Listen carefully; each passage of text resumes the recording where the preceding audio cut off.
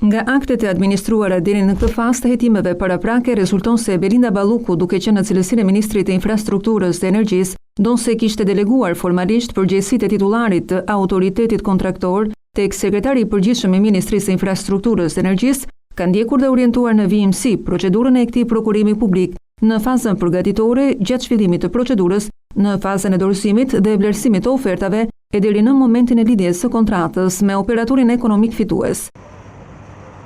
Për prokurorinë e posaçme, Belinda Balluku e kishte të përcaktuar fituesin e tenderit për tunelin e Llogaras, bashkimin e kompanive turke Intekar ASL, një tender 170 milion eurosh. Gjithçka ajo e bëri në koordinim me vartësin e saj, Evis Berberi, që kur ky i fundit ishte pjesë e komisionit të vlerësimit të ofertave, që në tenderin e parë që më pas u anulua. Komunikimet mes Balluku dhe Berberi thot SPAK kanë vërtetuar se që prej tenderit të parë deri në firmosjen e kontratës me turqit, Balluku luante fije. Historia nis me hapjen e tenderit të parë dhjetorin e vitit 2020, qëllimi ishte të manipuloheshin kriteret, ndërsa kompania Gjoka Konstruksion kishte bërë një ofertë për 140 milion eurosh nga 190 që ishte fondi limit, po ajo nuk plotësonte kushtet teknike dhe të eksperiencës. Kriteret e thoshin qartë që kompania duhet të kishte 5 vite eksperiencë me tunelet dhe të paktën të kishte ndërtuar me të paktën 70% fondit limit, që u bë 50%. Edhe kriteri i fitimit në 5 vitet e fundit, që më parë ishte 50 milion euro, u bë 20 milion euro. Për eksperiencën u gjet një artifice tillë që të ishte 3 nga 5 vitet e fundit.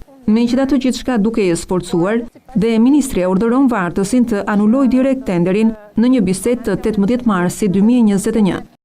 Mendoj të anullojmë, skualifikoj të gjithë. Jam mos e dakord. Më jep afatet nëse shpallim nesër. E mbyllëm, sot e ketë mbaruar. Qëllimi ishte që rishpallja e tenderit të bëhet me urgjencë edhe për të shmangur ankimimet, por duhej përgatitur dokumentacioni. Kur do të hapësh llogaran se plasa? Kur të miratoj Rejda formatin e DST-ve të reja, në përputhje me ndryshimet e VKM. 5 ditë më vonë, 28 maj 2021, Balluku i shkruan sërish Berberit të herë për t'i dhënë lajmin se do të emërohet në krye të autoritetit rrugor shqiptar. Ndryshe nga herët e tjera, këtë herë po t'jap diçka nga e cila varet e ardhmja ime, jotja dhe shumë të tjerëve që ndodhen për qark nesh.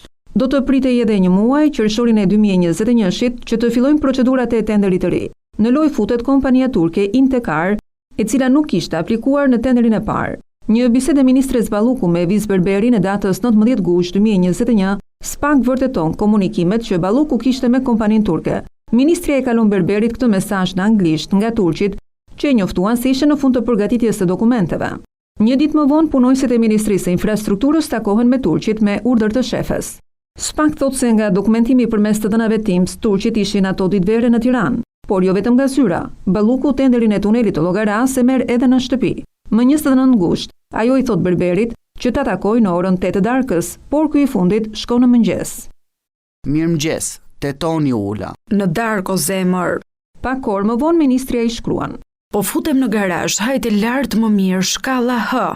Puna tashmë kishte avancuar dhe shpallja fituesit po afronte. Përmes komunikimit në sinjal me Evis Berberin, ministria informohet nga ky i fundit për të gjitha ofertat, ndërsa në të njëjtin komunikim të datës 7 shtator 2021, biseda tregon shumë.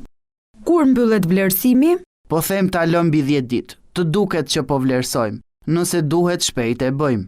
Ç'a ndodh me afatet po ta mbyllim në datën 16? Asgjë, e kemi më afër kontratën. Jemi ok më 16, 9 ditë vlerësim mjaftueshëm.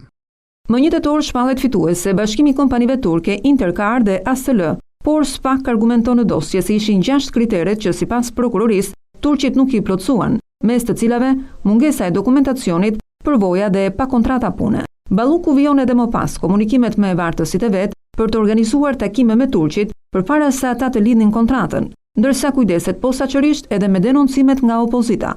Deputeti demokrat i asaj kohe Arbi Agalliu nga Kuvendi akuzoi Ballukun për lidhje direkte me turqit që fituan tenderin e tunelit, ndërsa vetëm pak ditë më pas, ministria komunikon me Evis Berberin që të takojë opozitarin.